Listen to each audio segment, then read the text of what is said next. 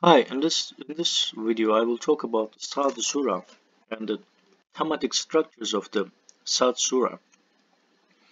And in fact, in this Surah, it mainly mentions um, people with a lot of resources, and they feel arrogant for having a lot of resources, and their test is different. And at the end, it was connected to the devil's story beautifully. So let's start. Let me explain it further. Sad, and the Quran that contains the proof. Those who disbelieve have plunged into arrogance and defiance. Many a generation before them we annihilated. They called for help in vain. They wondered that a warner should come to them from among them. The disbelievers said, a magician, liar. Did he make the gods into the one God? This is really strange.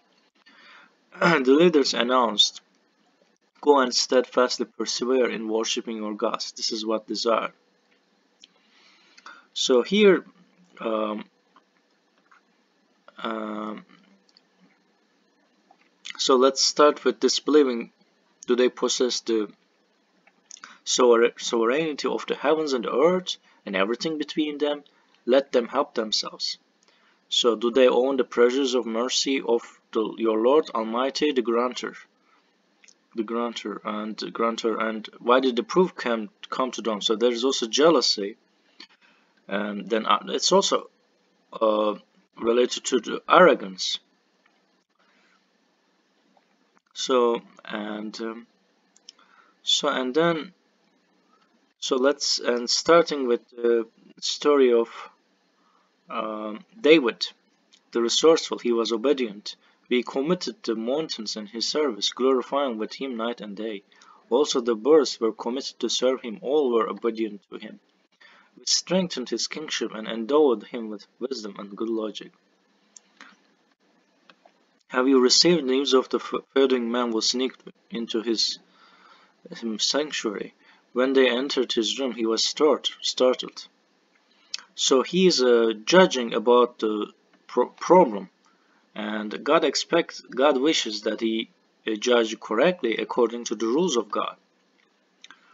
And and in the Solomon story, so as I said in the beginning, these are the people resourceful, and God gave a lot of resources, and it is part of the test. Here, the Solomon's exemplary devotion to David be granted to Solomon, a good and obedient servant. One day he became preoccupied with beautiful horses until the night fell. He then said, I enjoyed the material things more than I enjoyed worshipping my Lord, until the sun was gone. So it means that they have to enjoy worshipping God most.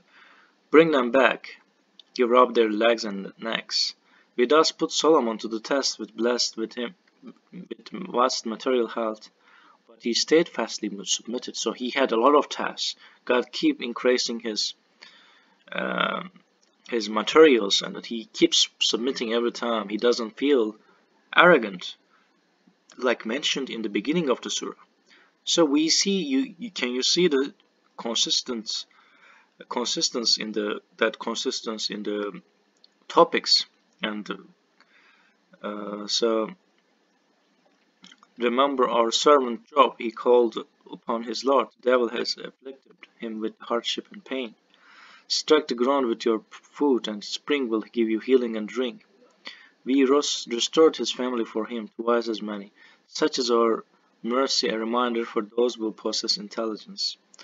So, and then also they were choosing, for they were among the most righteous.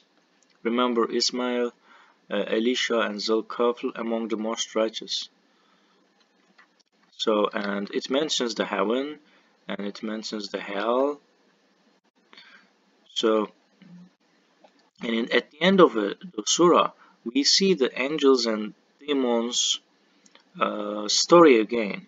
And he said, I'm better than he. So if you have a lot of resources, you incline to believe that I'm better than he. You created me from fire and created him from clay. And it is interesting that cartoons use fire a lot of time.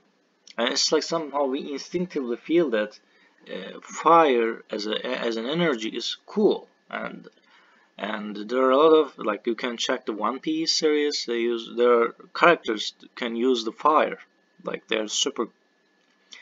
Uh, they have superpowers, and fire is one of their powers, and people indeed find it interesting. And so, and it's like the devil here, Satan. So they're arrogant. So we see that arrogance was mentioned in many times, and and prophets do not ask any wage, and not an impostor. This is a reminder for the world, and you will certainly find out in a while. And this is a very beautiful ending for the South Surah.